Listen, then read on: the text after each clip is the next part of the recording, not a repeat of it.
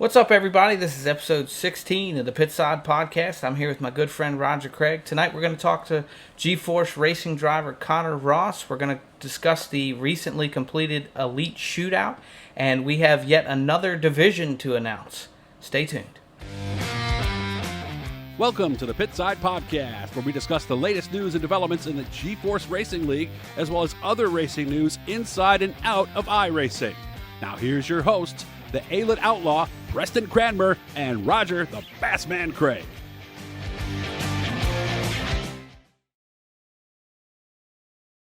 Hey everybody, so welcome back. Hope everybody had a great Christmas. By the time you see this, Christmas is over.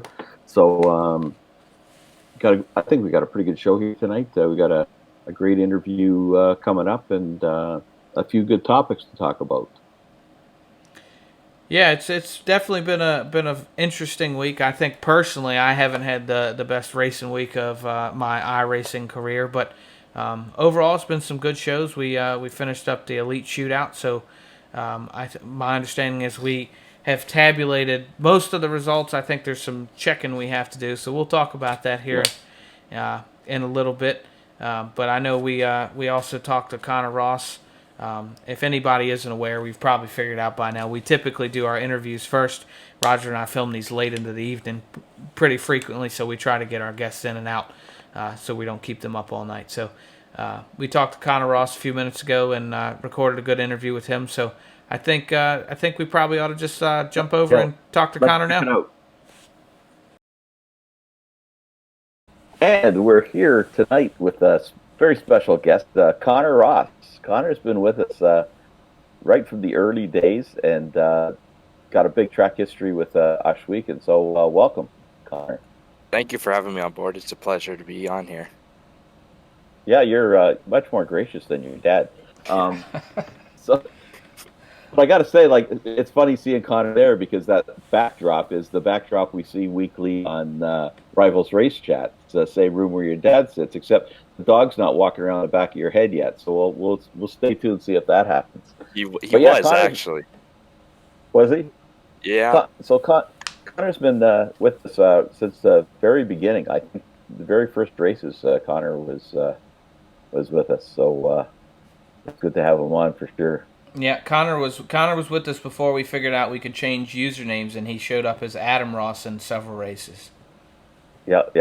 And then I wasn't going to mention it, but a couple of races he showed up as Daddy's Money because there was a joke on Rivals about that. And so I do remember that. It showed up like that. Yeah, that was kind of funny.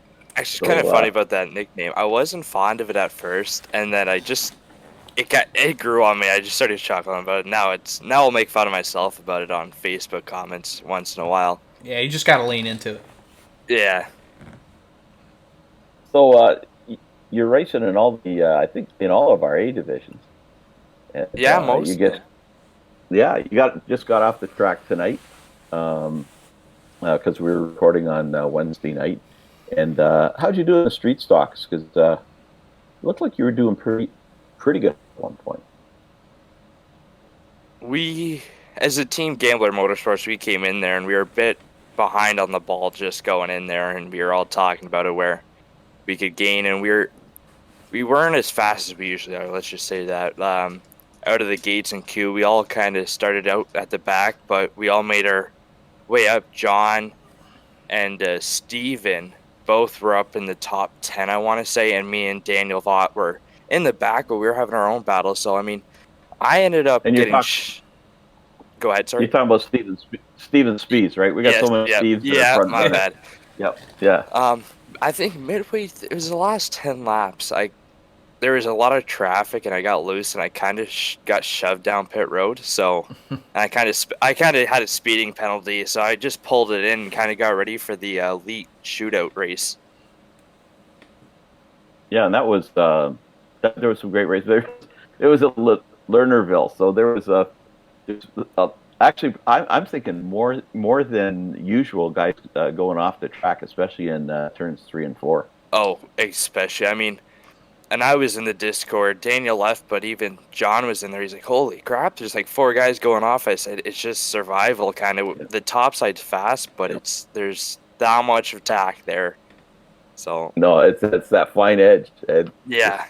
Yeah, and being the last race of the shootout, I'm sure guys were pushing a little extra hard to try to make sure they were up as far as they could. So I'm sure that sent people over the edge. Yeah, it did, but I mean, it caused for good racing. Like, there was that inside groove that was pretty tacky, but you had your wing all the way in the trunk, so it was kind of hard to get down there, but you really wanted to hit it on the exit so you get that run. Whereas the people on the outside, it kind of will equal out with their slickness where you get the run on the exit with the tack on the inside. So, I might as well bring it up because it's going to get brought up. The hat looks familiar. Yeah, well, I bought it at a racetrack off Thompson Photography. They do amazing photos in Canada and some in the States before the border closed. But I wore this and their hoodie when you brought my dad and I out fishing for a fishing trip at the cottage, and I wore it. It was my lucky hat and my lucky hoodie because I outfished the bass man himself, and he's a local legend. And I mean, I outfished him, and I can't be proud. I mean, I am super proud. Sorry. So I have to tell you how much crap Roger caught about that from our team. Because he was a little quiet about it at first. We were asking him how fishing was going, and he sent a picture of you with the fish, big fish, and we were like, oh yeah, that's cool. And then he claims he didn't have service. I think he was actually brooding a little bit, but yeah, and once we found out, I think maybe you might have told one of us that you outfished him, or it came up somehow, and Roger has still not talked about it a whole lot. I think he's laughing about it now, but that might be a facade. I think he's still pretty upset. It hurts him deep down. Yeah. And I think John Hine told you. That's what it was. I knew I told the group chat, I said, I outfished Roger. He's like, oh, I'll have to chirp him in the review chat or something like that. I was like, go for it. Yep, that's exactly what happened. I should have warned Connor before we started this interview that you better say all kind of things because I still got his fishing rod in the basement. So, that's true. And you were attaching my lures for me, so I mean, you were a nice enough guy to give me the nice lures and the good lures. And the bait. Tied knots that weren't going to break. Yes. Yeah. And they did. No, at least early in the trip. Yeah, unlike next time we go, if there is next time. I mean, I don't think he'll invite me. Yeah. Maybe my dad. Maybe not though.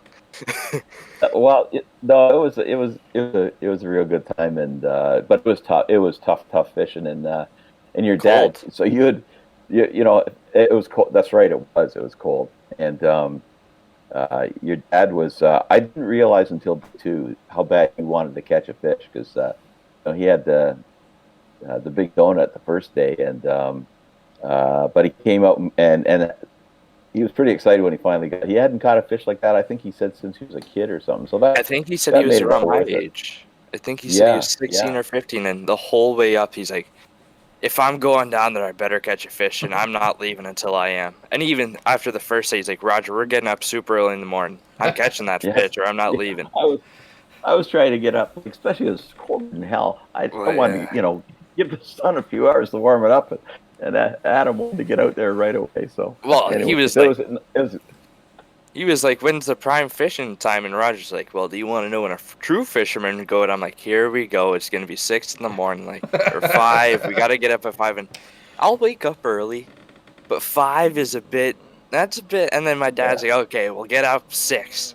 And I think we went out at 8. I think he realized that it was a bit too chilly. But I was up early. I was putting the game face on, and it's been 10 years ago, 20 years ago, no problem. But anymore, I'm a fair weather fisherman. But anyways, next time we'll get on fish, buddy. We'll go to my secret lake. All right. You said you had 4 secret lakes. I swear you took us to every secret lake. You got more? No. He's been holding out on you. Now that you outfished him in his first secret lake, he's got to find another one so where he knows the holes. Yeah. So, okay, so we can talk about that all night long. Being on the water with somebody is the best quality time you could ask for sure, and learn a lot more about them too. Yes, absolutely. You'll learn more about somebody an hour in a boat than you will. That's probably why Penny Lee won't go fishing with me anymore. There you go. I wouldn't doubt it. Whoa. But But that trip wasn't the biggest thing that happened to you this summer. Maybe the second biggest. I don't know. But you had the real world experience. Tell us about it. Yeah. Well, John Carley, he races a Canadian Vintage Modified, and my dad used to. So they're old school cars, vintage cars, and he always said, I'll let you test drive my car, just in a practice. Once you're taller than me. And I was about 12 or 11. I was always bugging him every night that I'd see him. Hey, when am I going to get to test your car? I kind of forgot about that. And then he had an old bus that he'd take the truck, or the car, the trailer, he'd tow the trailer with it. And it was a little sleeper bus. It was kind of a party bus as well. And they were getting rid of it, so my dad's like, yeah, we'll just go look at it. Why not? For fun. I said, okay, and then we didn't go, and I remember on Facebook, I seen that he sold it and he got rid of it, and I was iRacing. It might have been with the G-Force League. My dad's like, okay, let's go. We're going to go. I said, no, I don't really want to. He said, no, you should. I said, no. He's like, we'll go to your spot. We'll go eat after, wherever you want. I said, okay, perfect. And we got there, and there was a car unloaded. I was looking, and I was like, oh, it's a nice car. Like, it was a fast car in that division, too, so I was like, oh. And then he's like, get in it. And I tried to get in like a regular late model. You would feet first, and then found out that's not how you do it. So I had to go head first. Sat in it. It's fit perfect. He's like, well, you look good in it. I said, yeah, it's comfortable. He's like, well, get ready for the 25th. You're going to drive it. I looked at him, and my dad's over there in the car with the camera. So I was like, okay. Well, actually, he had the camera out first, and I could kind of see what was happening. So I kind of had a hint, but I was dumb enough to kind of forget. So I had the opportunity to do that, so I had knowledge on working on the car, getting it ready, and we had practice sessions, and we came out there, and my dad's like, don't run it hard, and we had a plan that I'd barely hit full throttle. I just want to get my braking and everything marks down, and by the end of the session, I was only a few tenths off, maybe 4 tenths, 5 tenths. For the first time in the car, I thought that was pretty good. So I felt really comfortable. And then when it came to race day, the bugs hit me. And then we were going out for practice, and I had the champion behind me. He's won a bunch of races, so that was our plan, was get him behind me, let him by, and follow him. He got by me really quick, more than I was expecting, so we were going down the front stretch, just second lap of practice, and right as I was going to get to brake, a huge puff of smoke came out, and I didn't really know. There were so many things going on in my head, so I hit the brakes, turned it a bit, let my hands off the wheel so I didn't break my wrist or thumbs, and put it in the wall. So did that my second lap of practice in a race day, and then we got it out, and I didn't really look. I just said to my dad, I said, well, that's going to be expensive. And he's like, well, have you seen that? I said, no, not really. And I looked over, and in the motor, there's just like a massive hole. And I said, oh, I see what the problem is. And there was just straight through the motor. I was like, damn. And then that was exciting, but then I thought I was done, but my dad and John scrapped together another motor. We had to not rebuild, but we had to build the front end back together. We took it all out, built it back, and the second race day is not something I'd like to remember about. It was just constant problems, but I mean, so it happens when you have a race car, and it's not like iRacing when you have a network issue. It's a lot of issues, but it was fun. It's not like iRacing where you hit the reset button. Yeah. No, I learned that the hard way too. Yeah. That's awesome. I remember we did a post in the lounge, and I so wanted to post a picture of you with your feet sticking out the window with your dad had posted that somewhere, and I wanted to, but I thought I'd be kind. But I could only imagine trying to get in those things, because it was difficult, but I think I haven't mastered it at all. Actually, I shouldn't say that, but it's tricky. So needless to say, you're going to be back next season. Yep, my dad, John, and I have been in the shop every Wednesday, stripping the car down, and now we're looking at the chassis, and then really looking at the car, and we're thinking about getting a new chassis. We don't know yet, so we're planning to be running that car next year, though, 100%. So you're running a full season? Now that's the thing. With COVID, they only had 3 races last year. I only made it out to 2, but John wants to do a 16 race season, so that's going to be depending on COVID as well. And my dad might be touring with late model division announcing, so I'm only going to race if he's free because I'd rather bond with him over that. So I'd go to his races where he's got to announce, and when he's not announcing, I simply will race. But we're going to try and hit most of the races. You're talking about the Pinty series up here, No, the big APC. series? APC. I think G-Force is going to do it again, what they did last year. Not too sure. I don't even know if I'm allowed to say that, but Okay, so we didn't hear anything. Yeah. no. Yeah, so We only get that's cool. you like 100 viewers a week, so it'll be fine. Yeah.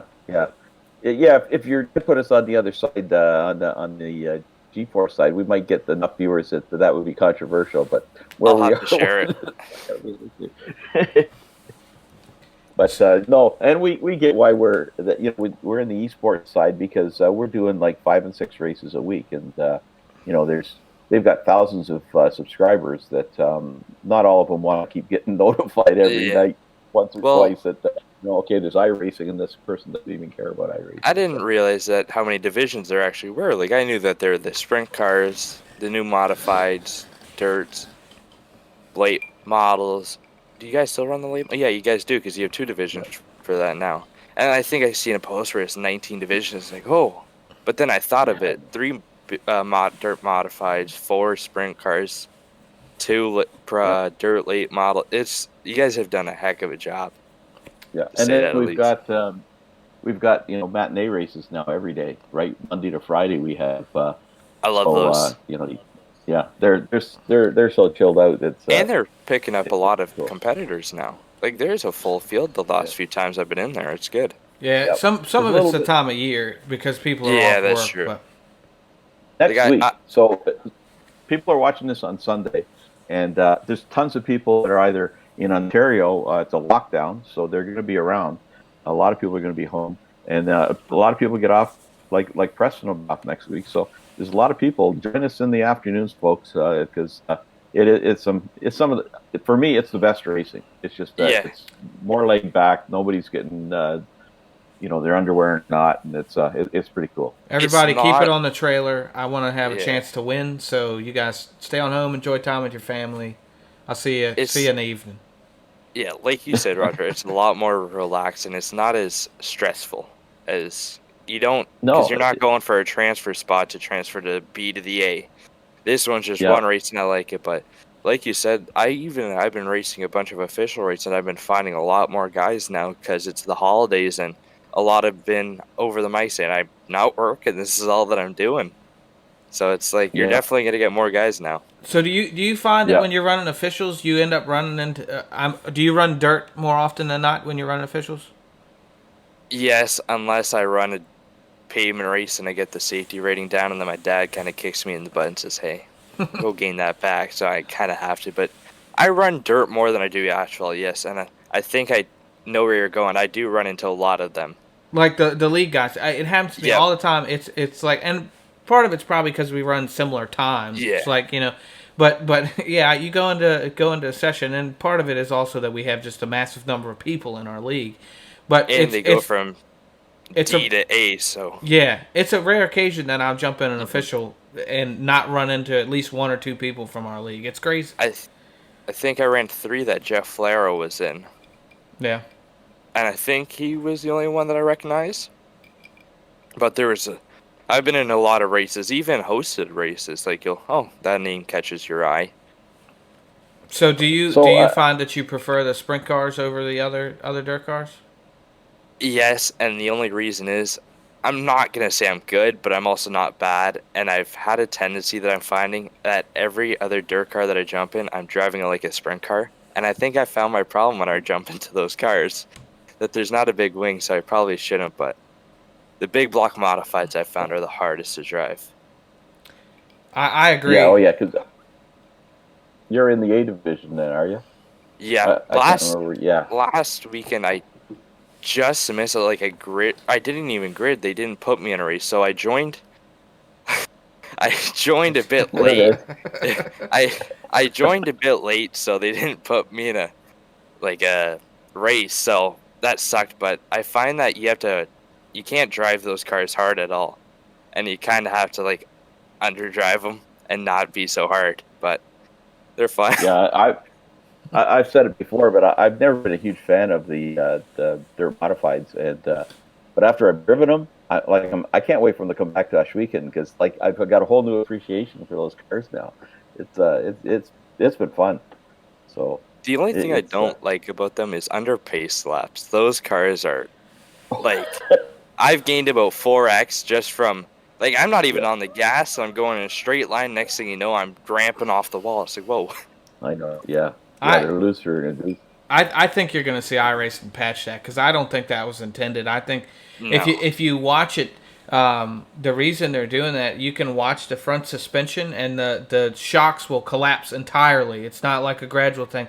The shocks will collapse and then open back up, and it's just jerking the car all over the place. I think it's a bug they haven't quite figured out yet. It's not horrible, but it's a pain in the tail.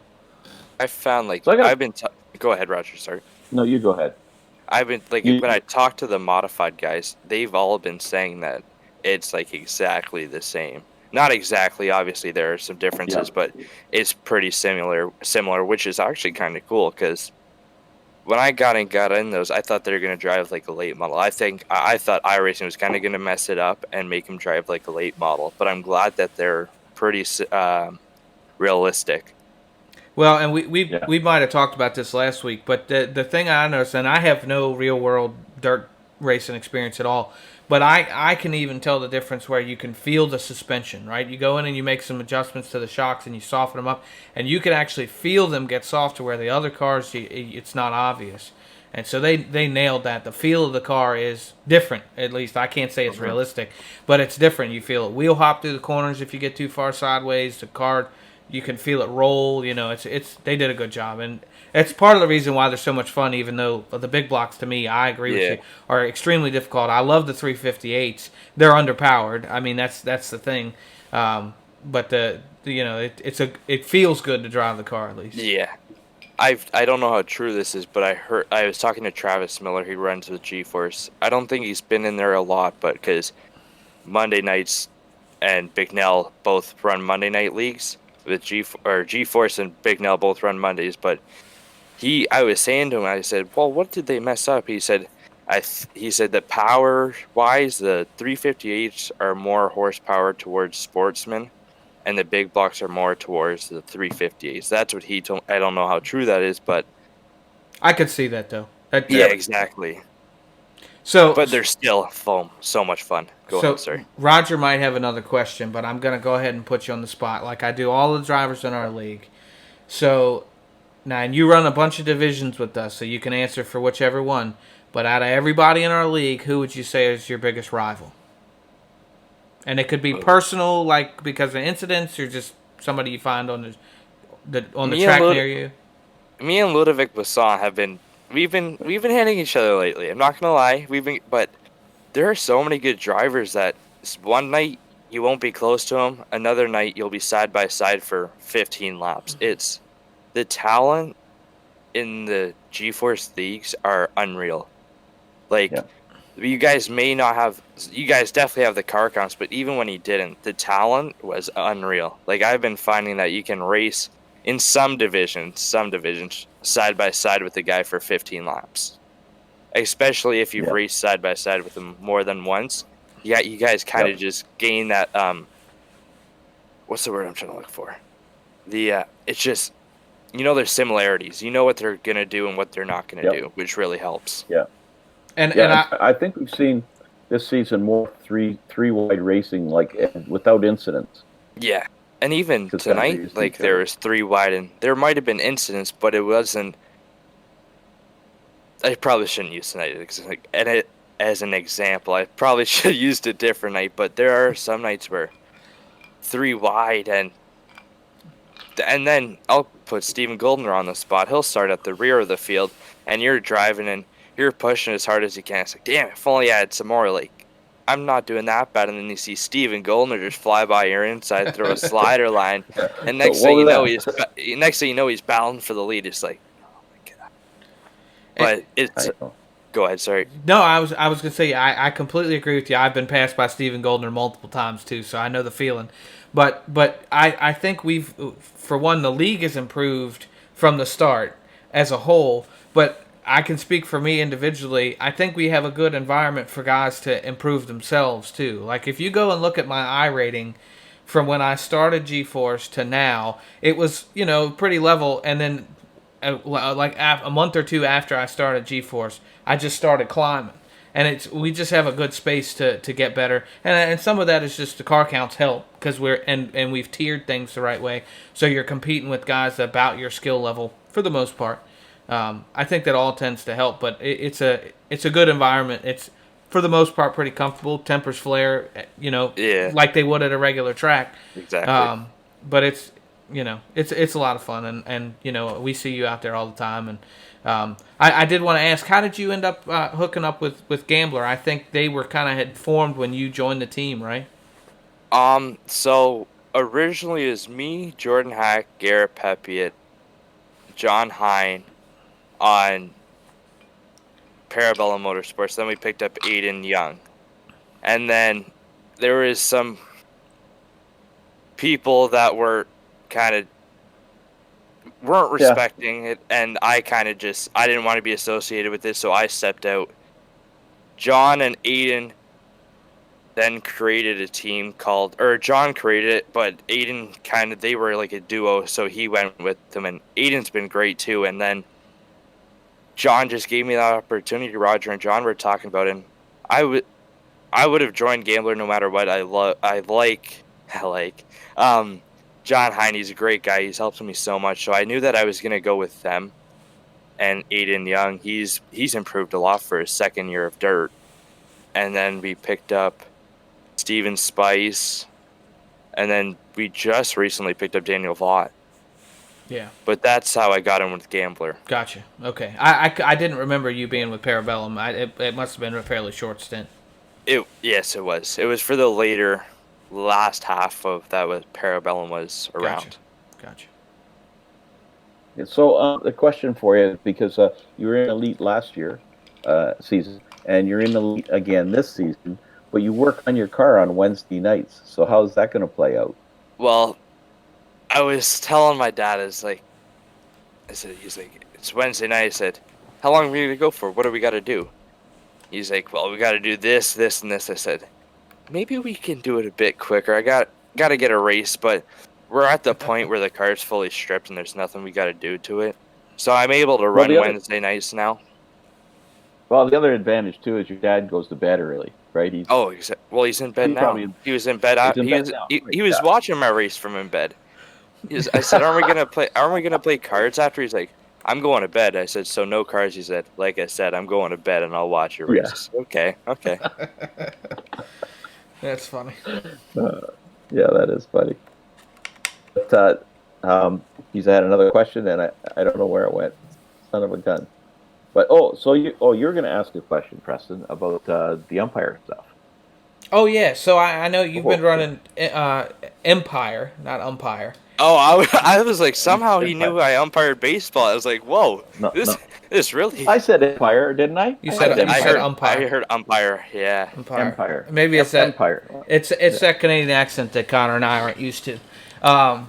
So I know you've been running Empire Super Sprints. I only know that because I did a couple of updates for you on your paint, but I've been keeping up with it at least a little bit. How's that been going for you? I know there's some big names in there. Oh, well, we got Lance DeWeese, who's won at Williams Grove how many times? Like, he's one of the best in PA. He's up there with the PA posse. Bryce Bailey, who's been setting the dirt world on fire for iRacing. Bobby Hackle, even like upstate New York guys who come out. Frankie Caprera. There's some really great names. Stephen Goldner, Kevin Loveys. And we're around number 6 last week in Evolution. The first 4 weeks, I made the show every race, and it was awesome. And then Lernerville struck, and now I'm on a cold streak. But then we went to Volusia last Tuesday, so 2 days ago, or yesterday. What day is it? Yeah, yesterday. Yeah, yesterday. Qualified 30 I can't qualify to save my life. other than Cedar Lake. I don't know why I said Cedar Creek, but Cedar Lake I qualified like 6th. So that was the only good time I qualified, but I qualified 30ish yesterday. Started, I want to say 8. I started dead last for my heat, and then made it up to a transfer spot, which, I mean, I'll take it. And then coming to the green, stepped on it, and I didn't realize the track was that slick. I thought I could have full throttled it, and I got really loose and tried to keep it together, but then just a chain reaction happened from behind me, so I got out on lap number 1. But other than that, it's been great. Like, the competition level is off the charts, and it's helped me so much. Same with going back to that G-Force when you guys were talking about talent. Like, that's helped me so much. Not even talking to people. Obviously, talking to people helps, but even just watching guys run their lines, that I don't know if that's helped for you guys, but I mean, even watching just people run and going into the ring cars for replays, listen to throttle control, that's also helped me a lot. But that's what I do for Empire, and it's helped me a lot. And also just racing around guys like John Tranka, Joe Tranka, guys who have real world experience. It's helped me a lot, like I said. So how much longer does that division or that league run? I know we have Williams Grove next Tuesday. Then we go to Oxford Plains in a 305. So they switched it up because they do run Quebec in real life pavement. They go to a pavement track in Quebec. I forget what it's called. But they run one pavement race. I don't know if they did it 2 years ago or not, but so they're going to go there in a 305. And I know we still have Weed Sport, so that's at least 3 more weekends. I think there's 2 other ones, so it might be 6 more to go. 5, I'm not too sure. Gotcha. Well, we'll definitely be pulling for you, and especially when you get back to the real track. I can't remember if it was you or somebody else. I was laughing. It was just kind of this like sense of pride, right? You're a G-Force guy. You've been with us since the beginning, and to go and see you get in a real car. It's kind of, just like Lane and Tanner, It's fun to pull for you guys, and because you guys are young in your careers, so. Well, especially Tanner. I remember watching the Super Short Track series. I said, "Dad, do you know who Tanner is?" "Well, I've heard about him." I said, "He runs in Rogers League, G-Force." He's like, "Really?" I said, "Look out for him." And then Orange County Fairgrounds, sorry. And then he won the big race, which is awesome because he's going to be an up-and-coming talent, that's for sure. Oh, yeah. When you're no, I don't even think he's not even 13 yet. 12. Isn't he? Okay, he is 12, but just for I know my one good friend Trayton Lapsovich, where he was 11 and he won the mini stock championship at Sunset Speedway, and Sunset Speedway is good. Like, they got a ton of good drivers, and when you're 11 and you can come in there and win a championship against like 40-year-olds, you got a good career. And the same with Tanner. Like, he's gonna have a great career. Yep. Yeah, sure. For sure. Well, Connor, I think... Yeah, I was going to say, we're going to let you go here. I think we're going to try to squeeze in another interview here before Roger and I start waxing on for the rest of the evening. But we appreciate you coming out.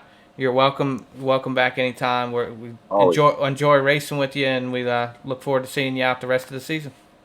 Thank you guys so much. I'd be glad to come back on. It was pleasure talking to you guys for the 30 minutes, I think, or whatever it was. I think we went 5 minutes over the timeline, or 10. But no, it was awesome to talk to you guys. Yeah, and you said some nice things about me fishing. So next time we're at the Burger Barn, the burger's on me, buddy. Perfect. I mean, I might be on a diet. I might be on a diet soon after this quarantine. Holy, I know. We don't want to talk about that. The dad bod's fully engaged now. It's bad. But thank you guys for having me on. It's a pleasure. I can't wait to race with you guys again. Yeah, it's been great. I don't get to race with you too much because I'm in lower divisions, but it's still great to see you on the track. Yeah, it is fun. I'll see you in the matinee races. Yeah, we'll do. I'll be on tomorrow. Okay, great. Thanks, buddy. Yeah, see you guys. And that was a great talk with with Connor. Great kid. I spent a few days, like you said, on a boat with him, and you really get to know somebody intimately, really sharing that time on the water, and just a real cool kid, and have to get him back on again, and especially next summer after when his outdoor career comes back to life. And anyways, he's a good kid, and he can take a joke, and it was good having him on for sure. So and a good racer. How old is Connor? I didn't want to ask he's him. still 16. He's 16. Okay. Yeah, he might be 17 now. I'm not sure, but he was 16. So I've obviously seen like videos from him last year at the track, and I've talked to him through Facebook several times because I do some of his raps and such. But I never could get a good gauge of how old he was. He looks younger, 16, 18, somewhere in there, but he's so polite and so well spoken. Like when you talk to him, at least like in Facebook. So I wasn't real sure, but I didn't want to ask him and put him on the spot. So no, Dad should be proud. That's for sure. Yeah. And it was kind of funny, the dog walking around just like he does during the Rivals race chat. Yeah. But So and speaking of ages and all that stuff, I had 2 weeks ago. I asked everybody what they thought the average age was, and then I posted something. You guys were guessing. And I posted it out today on the lounge that the average age of the league is 38. So we have a mature crowd, and I think that's demonstrated in the in the driving, and we don't get a lot of the call-outs and all that sort of stuff that you get in officials because there's not as many kids in there.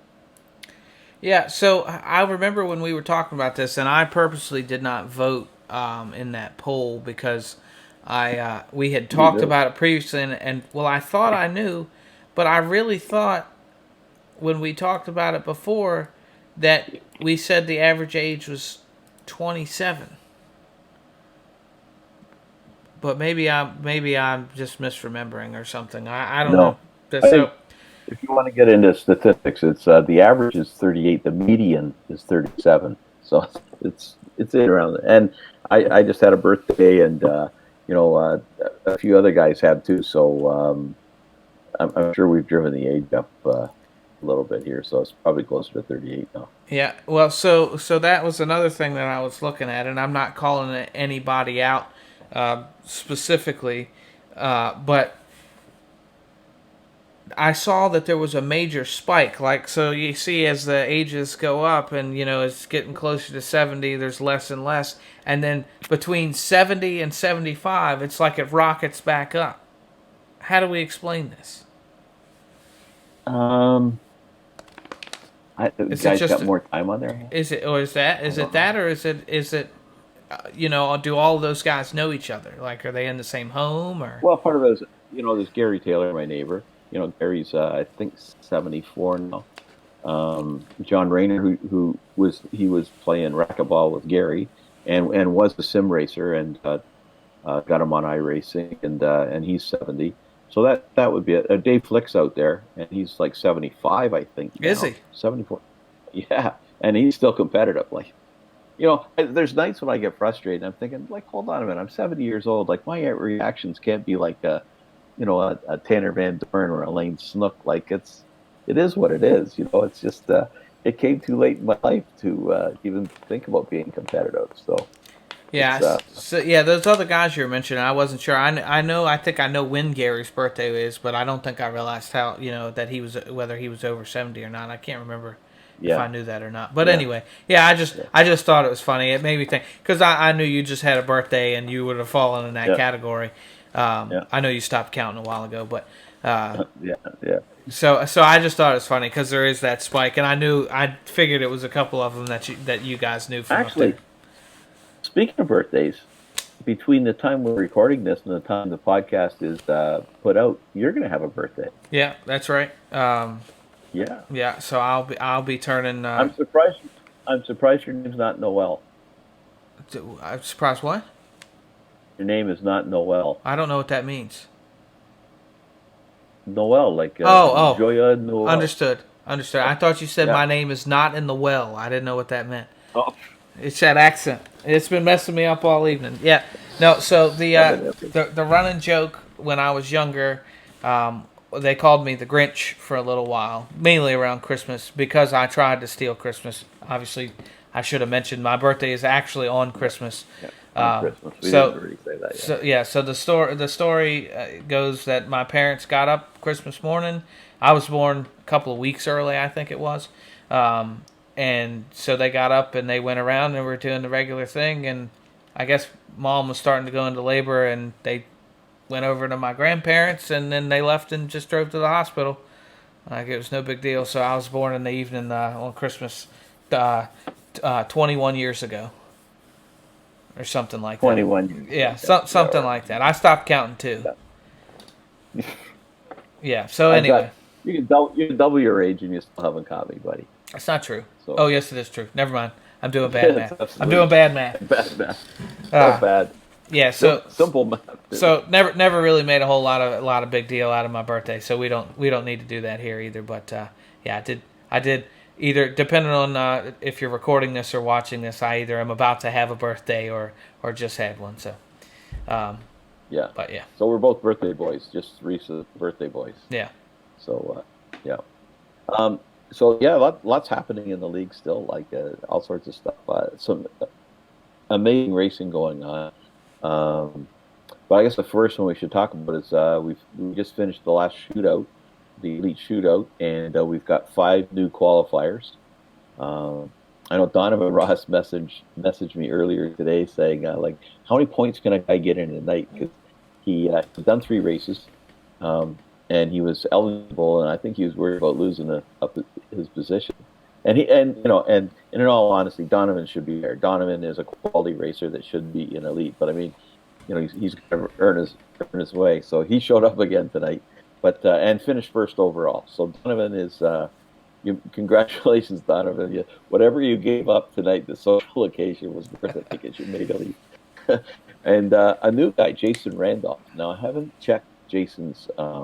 He showed up for at least 3 of the races. I haven't checked his iRating, but we've just had a few new guys come in. I'm telling you, I'll get to that in a minute. Maybe a controversial one, Ludo Buisson. So Ludo, he's another 16-year-old, great kid, but fast, but not necessarily. He needs to be more careful. So Ludo, if you're watching this, you need to be careful. Guys are aware of you. So you're back in. Kudos to that, but you got to keep that IL down, buddy. And Keith Jackson, another guy that definitely should be there. So it's good to see Keith in the division. And then we had to go down. It was the top 5 that weren't already in elite, because the elite guys could run this series. And if we go down to, and we were only going to go down to like P10, because after that, I mean, but Greg Boydell, congratulations, Greg. Greg is the 5th one to come in.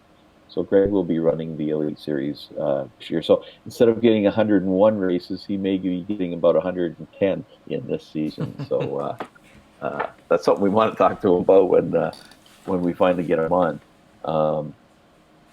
So there's that. Do you want me to keep on rambling here? Or, No. Well, I just wanted to mention I had actually gone and looked at the results when we were trying to kind of tabulate those and make sure we were looking at the right people. And one thing I noticed is the ILs were really good. They were. It was impressive. I think compared to our, now granted the stakes were a little bit different last time we did this because there were so many positions open, and that made a little bit of a difference. But last time I think the majority of guys were up around 2 at least, and everybody just about. I think Greg might have been the only one that was over, but he was still well within the threshold. And everybody else was under 2, and there were some guys that were, I think, borderline under 1. So that's very promising, and I think that's probably what we promised early on, is that as we took over the elite from the G-Force guys, that we would start dialing that in and cleaning it up like we did. Not that it wasn't clean before, but we were starting from scratch, really, right? And so that's always a concern, is making sure the quality of racing is good. And I think we're on the right track. It'll still take some time, and where Yep. everybody's still getting used to bull rings, and to some extent you never will, in my opinion. But it's getting better, and I thought that was encouraging. Yep, and I said from the beginning, it's going to take us 3 seasons before we're really. So this is starting our second. And on that note, like, we're seeing guys coming into the league now. The league is morphing. There's a guy, Michael Meeks, won the shootout tonight. New guy, and I think his I rating is like 5,000 or 6,000. So, and there's a few guys joined up with the street stock division with really high I ratings. So I think we're going to see, the quality of racers, and those guys, they'll need to learn right off. You don't run over guys in this league. You'll pay a price for that, and if they can't keep their IL down, they won't be around. But I didn't see, from what I've seen, the guys coming in are high quality. It's only going to get better. Like Brandon Schultz is going to get challenged here, so he won't be able to take any weeks off, or I think he's going to have to have his A game coming. So I'm pretty excited about the elite division. I think it's going to be much stronger, and it's only going to get more stronger still. So and like I said, so the street stocks. I want to talk about the street stocks for a bit, because I was kind of taking a night off. Took the last couple nights off. I've been going so hard, but I was watching a broadcast. So the street stocks, the feature top 3 positions, Shaw's. So Steve Shaw Sr., Steve Shaw Jr., and I think it was Todd. Might have been Rob. I don't know. It was one of them. But the father and 2 sons in there. I thought that was very cool. I'm sorry. What division was that? The B division or the A division? No, they're all in the A division. Oh, okay. I saw the picture and didn't recognize some of the paints. Didn't realize that it was all Shaw's. That's hilarious. Well, no, that's the start of the race. Oh, okay. That makes sense. Started the race, but then the end of the race. I think it was. I think I heard Steve Jr. when he was interviewed. The top 5 positions were all the new Supreme street stock. So they're assembling quite a team, and I know I've approved a few guys coming in the league with some pretty high I rating. I think a bunch of those guys that were in that top, they're new. They came in through the B division, transferred, and so they're gonna be a bonus to the league. So yeah, it's the quality's getting better. I think overall we're seeing less cautions. Really, even like the Raiders, I think they only had like 1 or 2 cautions the other night. I think they maybe only had like 3 in the first 2 races or something. So the quality, especially like in the lower. God, I tried to mute my mic before it happened, and I couldn't get it done. I couldn't get it done. You don't want to do that in the grocery store. They'll have me out of there so fast. It won't be funny. But anyways, yeah. So it's really it's really looking encouraging for this coming season.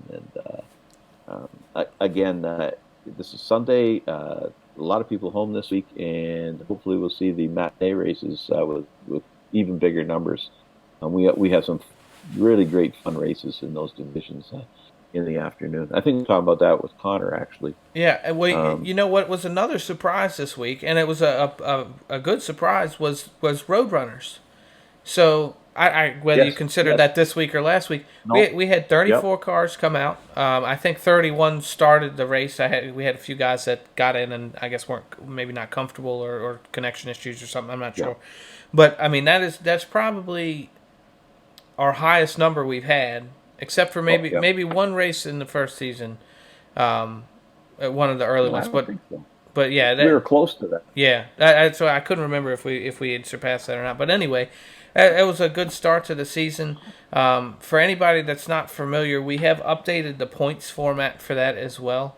So when we originally started Roadrunners, it was a true F1 style point system where it paid out for the top 10 positions. Well, we started growing over 20, where there was less guys scoring points than not scoring points.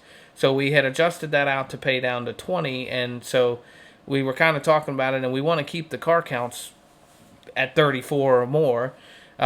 So we decided to go ahead and pay out points from top to bottom. So we've adjusted that format a little bit. The winners and the podium positions are still weighted, but not weighted to the same extent that they were before either. So, if you finish on the podium, you're still getting some extra points there, but it's not, 20, or I guess it was like 10 extra points. Maybe it was 8 or 7, something like that. Anyway, it's in the past now, so we don't have to remember. But that'll make it a little bit more competitive too for our Constructors Championship. So, much to the dismay of Rafferty, the guys finishing, third and fourth can still compete for the Constructors Championship, and he won't be able to run away with it. So, and that was always the idea of the Constructors Championship, because we're a dirt league and have, or predominantly, we have a few guys that are really good at road racing, and the rest of us just do it for fun. So the Constructors Championship was intended to give you a second championship that anybody could compete for. So Rafferty's still got a good chance to run away with the individual championship, but I think we'll keep him reeled in at least for the Constructors. So it should be fun. Hopefully, if you have not run in that division, come out. We were at Okoyama last week. We are at Summit Point this week, I believe. I think so, yeah. So that'll be, if you're watching this on Sunday morning or Sunday afternoon, that race is tonight. Yeah, and it's a great group of guys, and nobody again, it's like the other afternoon races. Nobody gets too wound up, and like we had, the driving's getting better and better. Everybody's getting better. A lot of comments on that. And we had 30 some odd cars out there, and we could handle more because the track's big enough. But it's very cool. Somebody posted a picture, I think in the lounge, or I'm not sure where it got posted, of the starting grid, and I mean it was pretty impressive looking with all those cars out there. So, and we can still take on more. And with that being said, we've had again there's been some guys join with some higher I rating. So there's plenty of competition at the back. Where I spend my time, but there's the competition up the front's getting better too, and I think Rafferty was getting pushed a little bit at times. So you had a pretty good performance, if I remember correctly. Yeah, I finished 7th or 8th, but I will agree with you. I think especially with that was at least that number of cars is about what we want, because I didn't feel like I needed to be at the front to compete. So it used to, last season, if we had 12 or 14 guys out, you get to a point in the race where you're kind of by yourself for lap after lap. This race was not like that at all. Now, and No. It's a long track, right? So even at a shorter track, it's going to be even better. But from start to finish, I was battling with somebody. It wasn't. There were a couple times it was lap cars. But for the most part, I was battling for position lap after lap, running somebody down. Somebody's running me down. So it was a lot of fun. It was probably, out of all the Skippy races, probably the most fun. And I think everybody across the field would share that sentiment, because it was just everybody got to battle at some point, even if you were at the back or at the front or whatever the case was. And that's another thing we should mention. It is a fixed setup now. It was intended to be always kind of a fixed setup, but last season it was open where we shared setups. This season it's completely fixed, so everybody's got the exact same setup, so nobody has any kind of practice time advantage, at least in setting up the car. Yeah, and a couple other things too about that is the back enders are getting better at giving way. So you're not having as many issues like that with the leaders coming on, and there's a long practice. It's almost an hour of practice, so it gives everybody a chance. And I seriously, like for the back runner guys, they can turn the driving line on, which you don't need to have it on for the race, but for practice, it really gives you. If you're new to a track, I always put it on, because I start to figure out where the breaking points are and stuff, and where the spots are on the track, and then I can turn it off later, because now I can associate it with structures or whatever. But it certainly helps. It's a bit of a quick learn on a new track. Yeah, it's a good place to start. I think you'll find that at least at some tracks that it's not perfect. There might be some spots where you want to enter a corner, and it depends on the car a little bit too, where you want to enter the corner a little bit wider and exit lower. You'll find where it's not that it's wrong, but maybe not the ideal line for the whatever car you're at, whatever car you're in. Well, I find, but it's a and good way to get started. Yep, and then the other one is in practice, and somebody like Rafferty or Barker or somebody passes you, you follow them for a few laps. Well, keep up as best you can, but at least while they're visually ahead of you, see where they're entering and getting their braking points and stuff, and that really helps. So, for sure. That's really coming along well. We got a big announcement to make that we'll release after the podcast. It'll be heard here first. So, do you want to start into that, or? Yeah. So Roger and I have been talking, and it's always the question of what we do during week 13, right? So that's we always manage to have a good time, and I'm sure we'll still run some of those fun races.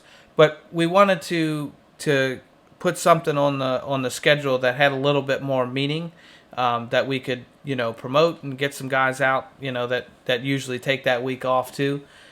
So what we've decided to do is form the G-Force Racing League, and I called it the Race of Champions, but maybe that's not the ideal name for it because it isn't just one race. It will be 3 races across the next week 13 on Tuesday, Wednesday, and Thursday. And I think we're still trying to nail down cars and tracks, but it'll be multidiscipline between asphalt and dirt, different kinds of cars, and the people that will be eligible will be anybody from our this winter season that win a race in any division. Correct? Is that That's correct? Accurate? So I've already got the list going. So everybody that wins one race will be entered in this Race of Champions series or whatever we're going to call it here. And it'll be like Vesta said, it'll be 3 different disciplines, none that we do normally, and we'll be trying to keep it at free content. So we want to keep the eligibility up, and it'll be your best 2 of 3. So you do have a drop race. And what we're going to do is we will announce those tracks and cars 24 hours before those races. So only Preston and I will know. Nobody else will know where we're going. And we will put those races up and announce what it is 24 hours. So as soon as one race is over, we'll announce where it's going to be the next night, car and track. So everybody is, and they'll be fixed. I think, some of this may change, but, this is sort of fresh out of the box. But that's the plan, is there will be fixed setups, and it'll be, disciplines that nobody's used to. So everybody's kind of on the same playing field. It kind of goes back to the old IROC series, where everybody's in the same car and not their normal discipline.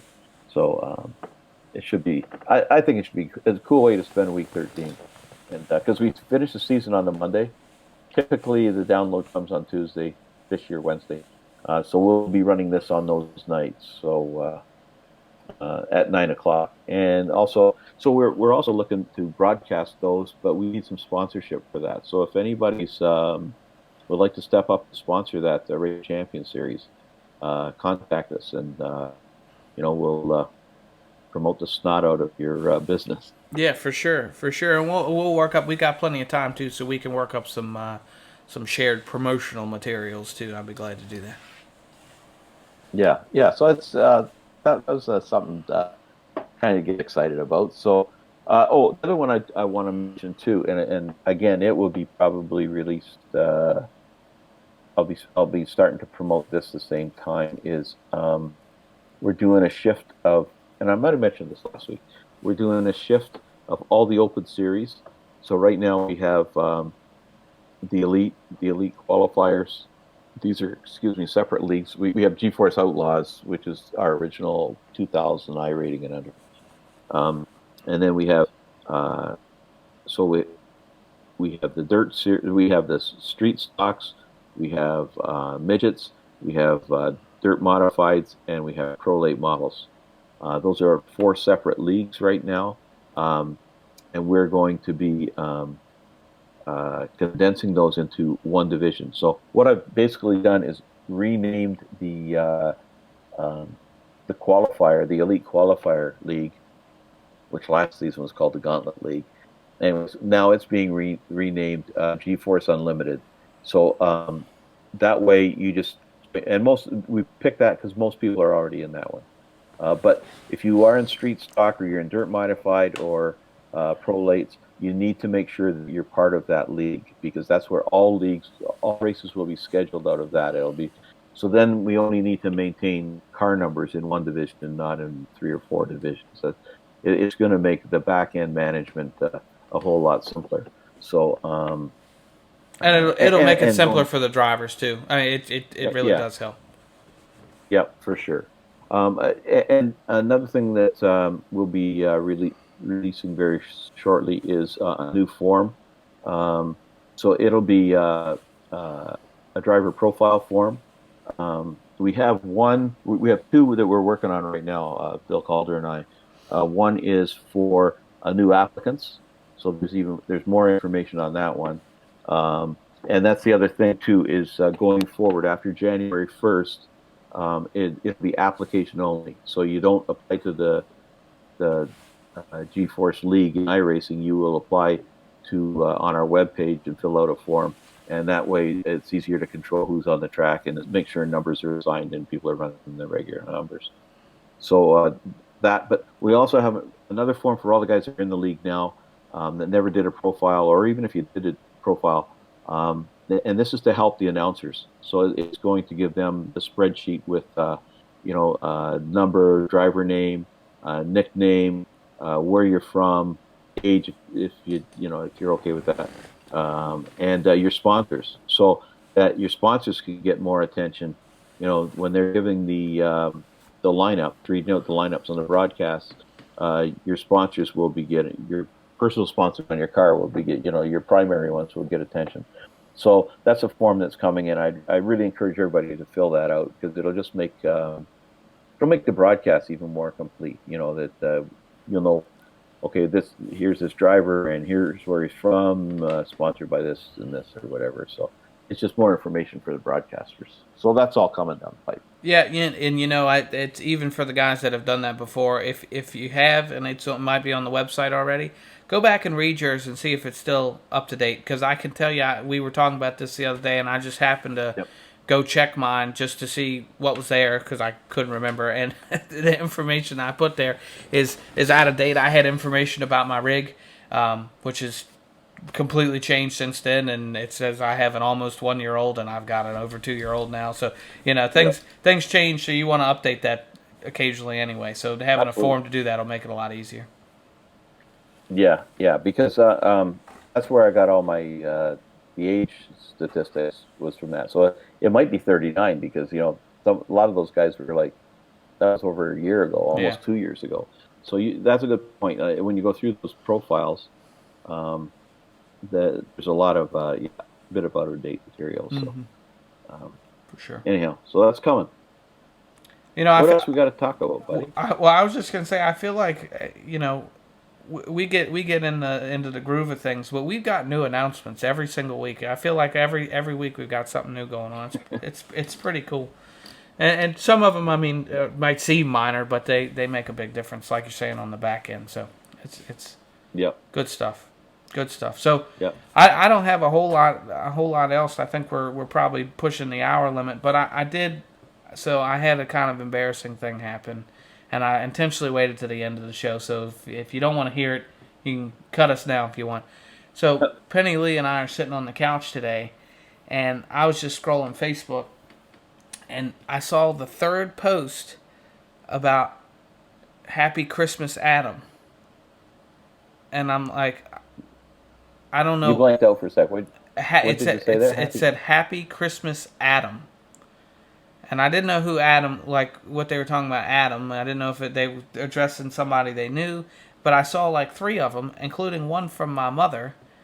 And I'm like, I have no idea what's going on. Well, she at least explained hers a little bit, that Adam came before Eve.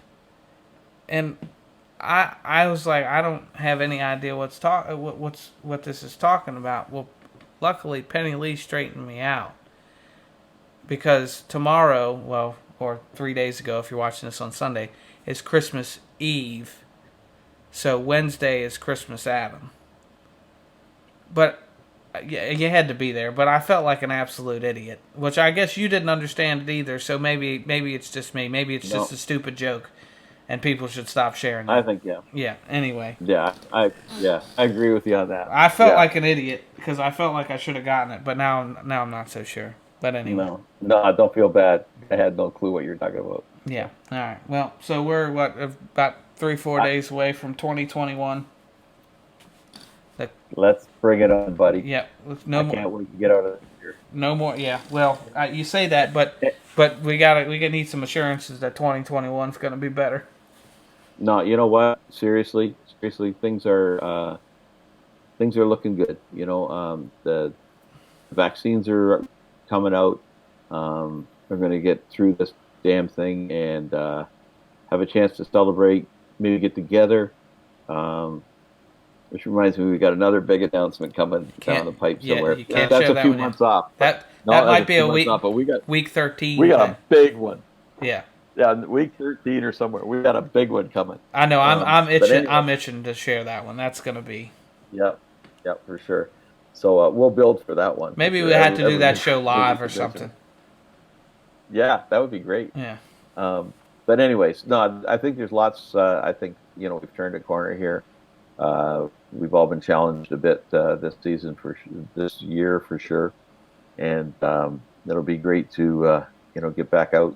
I need to get back to that pool because it's been very, very nasty to me. So, anyways, we'll get through this. There's light at the end of the tunnel, and but in the meantime, the league is just it's rocking and rolling, and it's just great. And one last thing, we could use some more admins. So if anybody would like to come out and be an official in a lower division with no stress, please volunteer because we're burning out the ones we got. So we never ever want to have a race that doesn't have a live voice there. So well, and I will say for anybody that's not done it before, it used to be more challenging when we were having, you're having to decide if somebody got a black flag clear or a wave around or whatever.